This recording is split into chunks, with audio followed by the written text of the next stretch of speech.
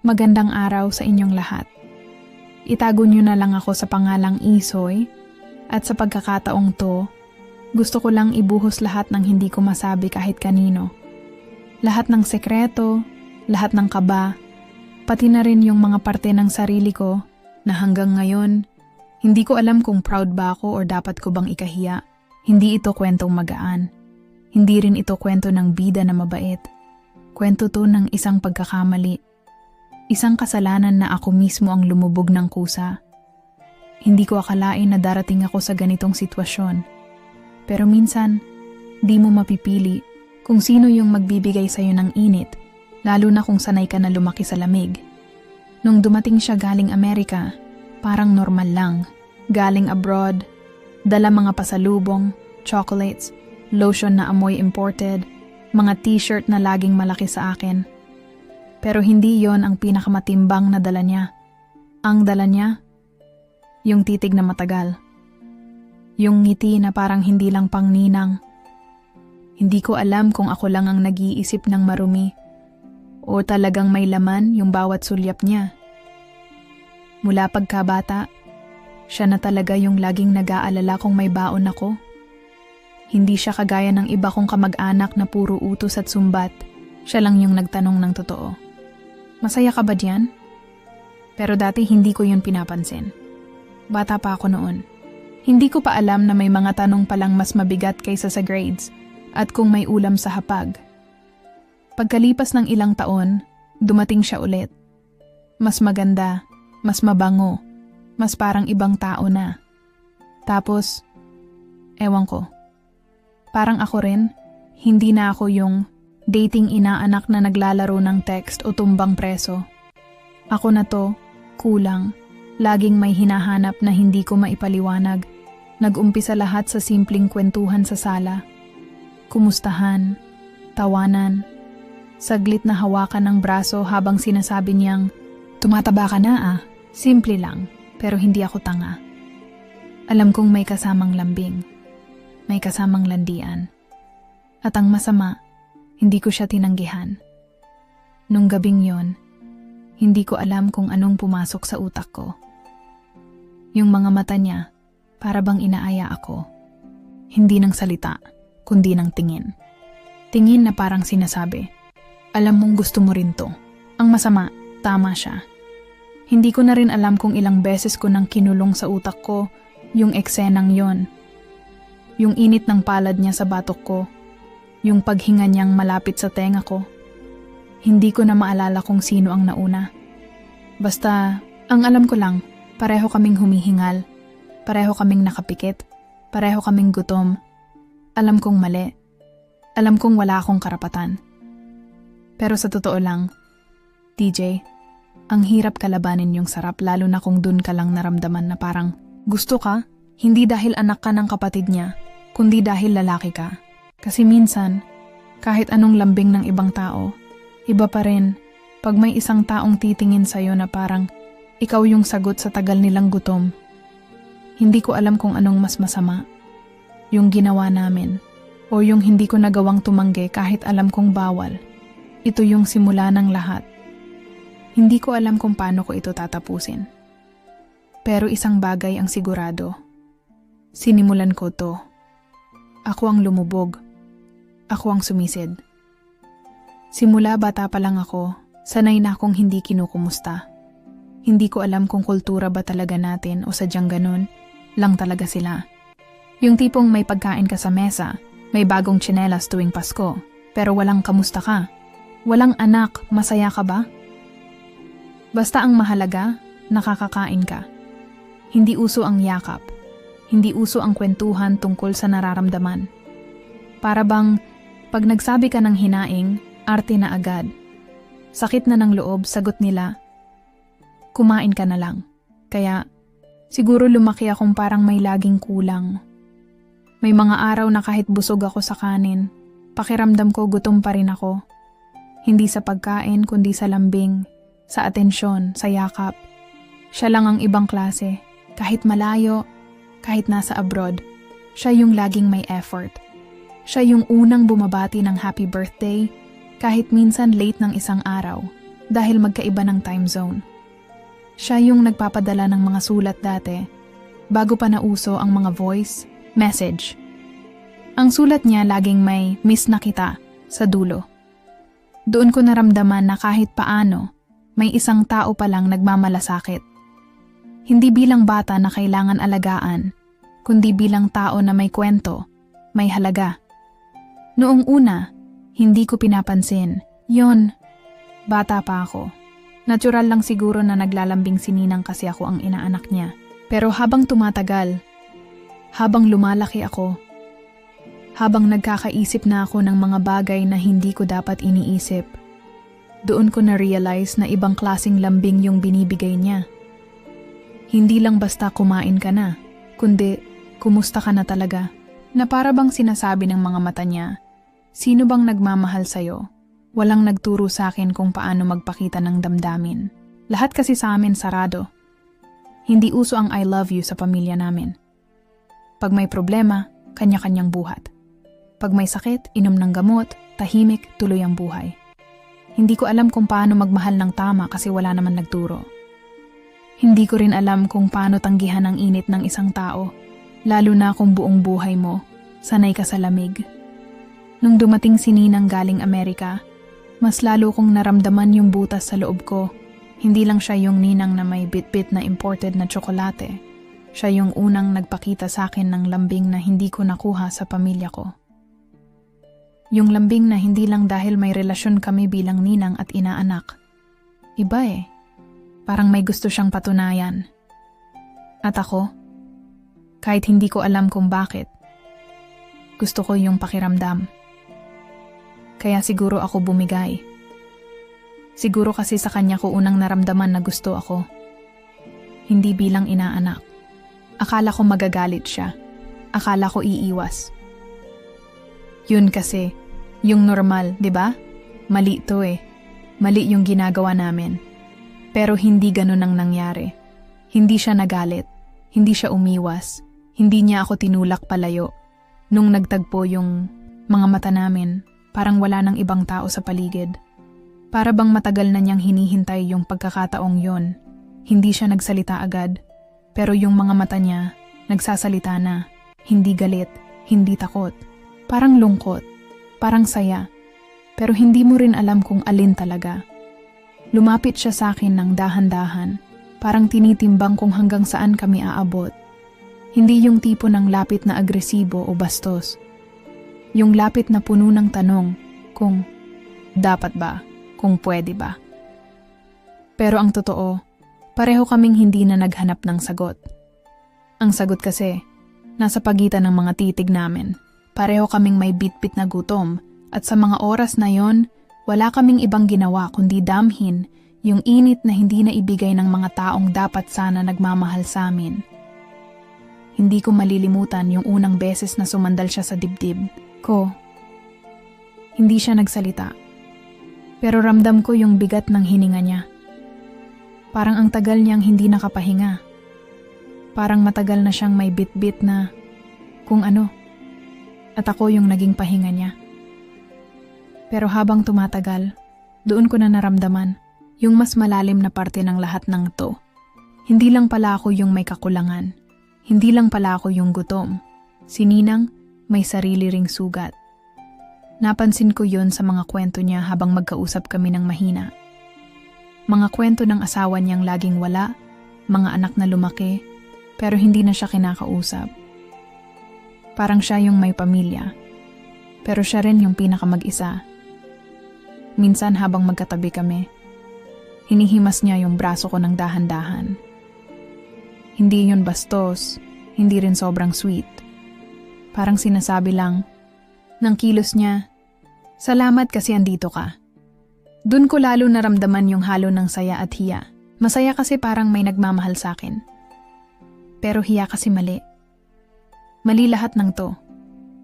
Pero ang totoo, hindi ko rin alam kung kanino talaga ako dapat mahiya.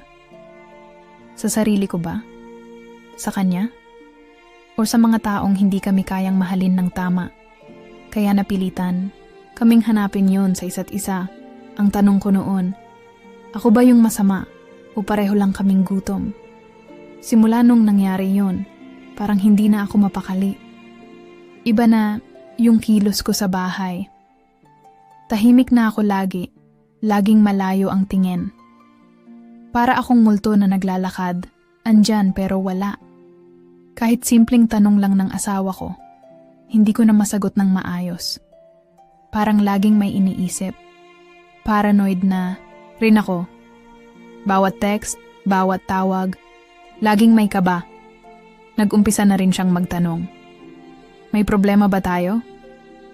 Bakit parang ang layo mo na? Alam ko na ramdam niya. Hindi mo kasi kayang itago yung ganitong klaseng kasalanan. Hindi lang siya nabubulok sa isip. Nakikita rin siya sa kilos, sa galaw, sa simpleng paghinga. Pero ang mas mahirap, si Ninang, hindi ko inaasahan na magiging ganun siya. Akala ko one time lang. Akala ko tapos na. Pero hindi pala. Parang mas lalo pa siyang naging attached. May mga text siya na bigla-bigla, lalo na paggabi. Miss kita. Minsan, kailan ulit? At yung mga simpleng ingat ka lagi ha, na kung babasahin mo lang, basta parang wala lang. Pero pag ikaw ang may alam ng lahat, ramdam mong iba ang ibig sabihin. Doon ako nagsimulang kabahan ng totoo, kasi hindi na lang basta ako yung may tinatago. Parang siya na mismo yung humihila sa akin palalim. Hindi na siya yung ninang na tinitingala ko noon. Siya na yung dahilan kung bakit gabi-gabi akong hindi makatulog ng maayos. At ang masakit, hindi ko rin siya magawang iwan. Kasi sa bawat text niya, may parte sa akin na natutunaw. May parte pa rin na hinahanap yung lambing, yung init, yung pakiramdam na may nag-aabang sa'yo. Kahit mali, kahit nakaka-guilty, hindi ko alam kung bakit hindi ko siya matanggihan. Pero habang lumalalim, mas lalo ring gumugulo lahat. Hindi ko na alam kung saan ako lulugar. Sa bahay, hindi ako mapakali. Sa kanya, hindi rin ako mapanatag. Parang kahit saan ako pumwesto, may mali. Doon ko naramdaman na yung sarap, hindi libre. Lagi siyang may kapalit. Alam mo yung pakiramdam na kahit mali ka, parang hindi mo alam kung bakit mali ka. Parang ang gulo. Kasi sa totoo lang, kung titingnan mo yung pinagmulan ko, parang lahat ng mali ko may ugat eh. Lumaki ako sa pamilyang walang yakapan, walang mahal kita, walang tanong kung okay ka ba talaga. Basta may pagkain ka, may baon ka, may bagong tsinelas. Tapos na. Okay ka na dyan ha? Kumain ka na? Pero pag sila nagkulang, walang tanungan. Magulang mo yan. Pagod lang yan. Intindihin mo na lang. Pero pag tayo yung nagkulang, pag tayo yung nadulas, tayo yung masama, tayo yung walang utang na loob, tayo yung walang respeto. Siguro kaya ganito ako ngayon. Kasi hindi ko rin alam kung paano magmahal ng buo. Hindi ko rin alam paano magtapat ng totoo, paano maging tapat, paano maging sapat. Kasi simula bata pa lang ako, parang laging kulang, laging bitin, laging naghahanap ng konting lambing na hindi naman binibigay. Hindi ko sinasabi na excuse to para sa mga maling ginawa ko. Alam kong mali, ramdam ko gabi-gabi. Pero kung tutuusin, hindi ba dapat may magturo rin sa atin paano maging tama? Kung puro turo lang nang sumunod ka, pero walang nagturo, paano magmahal ng totoo? Paano mo matutunan? Kaya siguro nung dumating si Ninang, kahit mali, parang hinanap ko yung init na hindi ko nakuha sa sarili kong pamilya. Hindi ko nga alam kung totoo ba yung naramdaman niya sa akin, o pareho lang kaming gutom. Pareho lang kaming may hinahanap, na hindi nakuha sa mga taong dapat unang nagbigay nun. Ang masakit, ako na nga yung nagkulang. Ako pa rin yung parang masama. Ako pa rin yung parang wala ng karapatang umayos. Ako pa rin yung parang wala ng kwenta kahit gusto ko naman talaga ng tama. Hindi ko alam kung paano ko sisimulan ulit yung sarili ko. Hindi ko rin alam kung paano ko aayusin yung gulo na ako rin ang gumawa. Pero ang tanong na gumugulo sa akin gabi-gabi, kaya ba ako ganito magmahal kasi puro bitin yung pagmamahal na nakuha ko? Sinubukan ko. Sa totoo lang, Ginawa ko lahat ng alam ko para umiwas. Hindi ko na nire-replyan yung mga text niya. Nagdadahilan ako pag tinatanong kung pwede ba kami magkita. Busy daw ako, pagod, may ginagawa, may inaasikaso. Kahit simpleng kumusta ka. Niya, tinatamad na akong sagutin.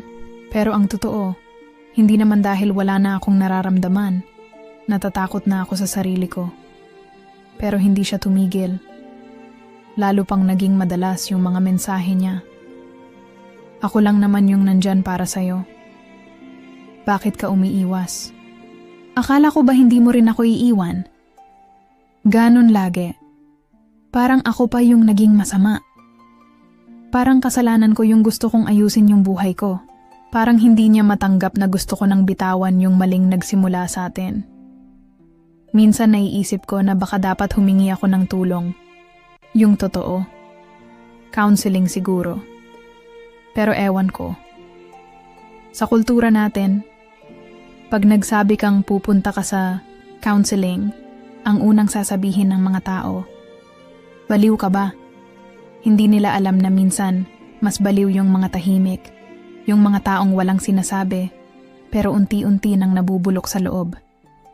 Sabay yung guilt at yung longing. Pag hindi ko siya nire-replyan, parang may kulang. Pero pagkausap ko siya, parang gusto kong itapon yung sarili ko sa guilt. Hindi ko alam kung alin yung mas masakit. Yung mawala siya, o yung meron kami, pero alam kong mali. At habang pinipilit kong umiwas, habang ginagawa ko lahat para kalimutan, minsan bigla ko na lang mahuhuli yung sarili ko na binubuksan yung inbox. Titingnan ko kung may message siya. Pag wala, hahanap-hanapin ko. Pero pag meron, bigla na lang akong mapapabuntong hininga na parang gusto kong basahin pero ayoko. Ang gulo ko, alam ko. Gusto ko na ng tahimik. Pero bakit parang mas gusto ko pa yung gulo? Hindi ko akalain na ganun kabilis mahuli. Hindi ko rin alam kung sino. Kapitbahay? Kamag-anak? Hindi ko na siguro malalaman. Basta isang araw, bigla na lang nag-iba ang tingin ng mga tao. Yung mga ngiti ng mga kapitbahay, naging kindat na may halong alam. Yung dati kong mundo, biglang naging masikip. Parang bawat kanto may matang nakasilip, may bibig na bumubulong.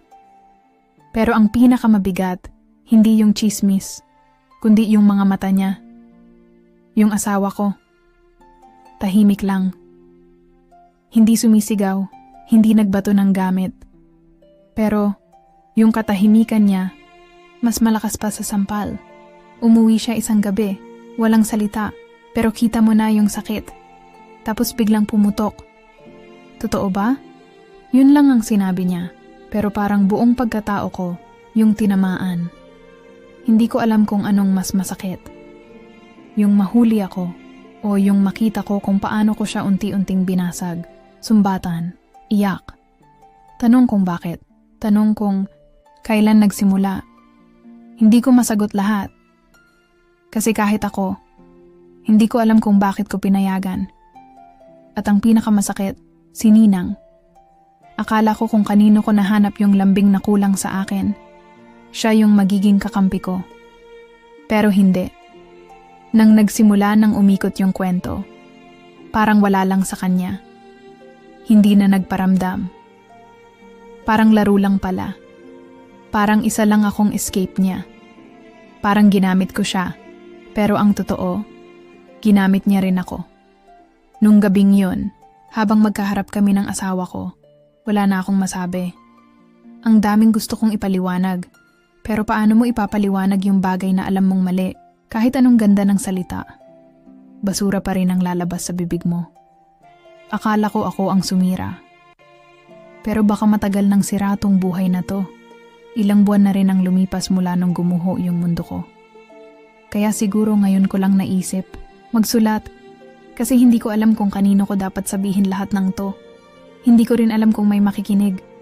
Pero baka sa boses mo, baka sakaling marinig ko ulit sarili ko. Ngayon, tahimik na ang bahay, pero hindi yung tahimik na payapa. tahimik na parang may lamat. Yung asawa ko, nandito pa rin. Pero iba na. Hindi na siya yung dati. Parang lagi siyang may tanong na hindi niya kayang sabihin. At ako naman, puno ng sagot na hindi ko kayang ibigay. Umuuwi siya, oo. Kumakain kami sa isang mesa, pero parang dalawang estranghero na magkasabay lang nagugutom. Yung pamilya ko, parang buo pa rin sa paningin ng iba, pero alam kong butas-butas na. Wala akong magawa kundi umasa na balang araw. Baka, pwede pang ayusin. Pero hindi ko alam kung paano magsisimula. Si Ninang, wala na. Bumalik na ulit ng Amerika. Wala man lang isang matinong paalam. Parang dumaan lang siya sa buhay ko para gisingin yung lahat ng kulang na matagal ko nang tinatago. Siya yung naging sagot sa mga tanong ko noon.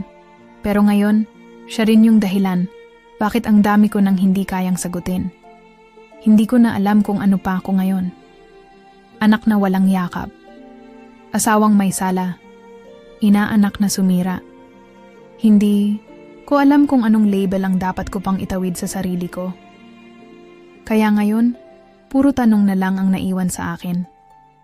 Mali ba akong hanapin yung hindi ko nakuha sa magulang ko? Paano ba magmahal ng tama kung mali ang pinagmulang pagmamahal? Deserve ko pa ba ang ayusin to? O dapat ko na lang tanggapin na ganito na lang ako? Baka hindi ko na rin talaga deserve ang sagot.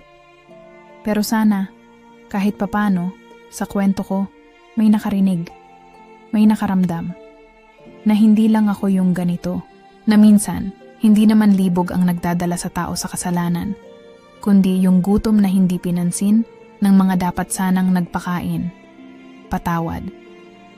Pero hindi ko alam kung kanino ko talaga dapat humingi ng tawad. Sa kanila o sa sarili ko. Minsan talaga, yung mga kwento na akala natin, simpleng pagkakamali lang, ugat pala ng mas malalim na sugat. Hindi natin hinuhusgahan ng sumulat. Tayo'y nandito para makinig, makaunawa, at magbigay ng kaunting lakas kung kaya.